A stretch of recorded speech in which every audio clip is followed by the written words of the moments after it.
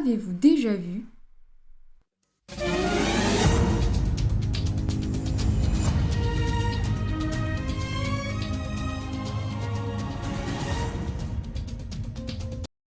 les guides de style expliqués par une chaussette journaliste?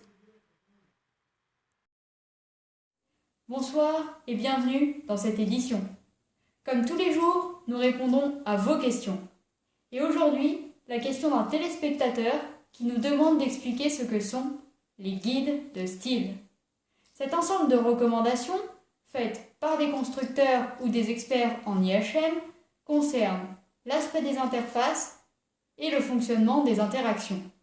Mais tout de suite, des explications en images avec ce sujet réalisé par Patrick Mimine et Sophie Peton. Les guides de style permettent d'offrir aux utilisateurs le même environnement visuel et le même type de comportement de chaque élément, quel que soit le logiciel qu'il utilise. Par exemple, sur ces deux sites, en version mobile, on voit que la structure générale reste la même. Le menu peut s'ouvrir ici, on retrouve une barre de recherche et des infos que l'on peut faire défiler. Différents guides de style sont disponibles, souvent spécifiques à un système d'exploitation. Ils permettent de créer des interfaces ergonomiques et qui se ressemblent d'une application ou d'un site à l'autre. Les guides de style sont souvent spécifiques à un système d'exploitation. Bien que les grandes règles restent les mêmes pour garantir des repères à l'utilisateur, les IHM peuvent varier pour un même logiciel. Par exemple ici, le logiciel moniteur d'activité sous Mac, Windows et Linux. On observe des points communs comme la vision des processus sous forme de liste, les différents onglets, mais aussi des différences notamment dans la présentation des données.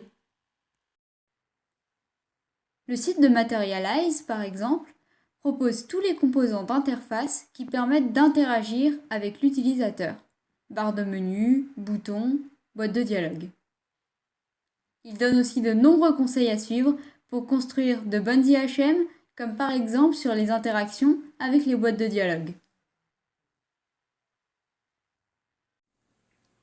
Merci pour ce reportage et merci de nous avoir suivis. Tout de suite, un nouvel épisode de l'Inspecteur d'Eric et ne ratez pas ce soir sur notre antenne la Grande Vadrouille. Quant à moi, je vous retrouve demain pour répondre à une nouvelle question et d'ici là, restez chez vous.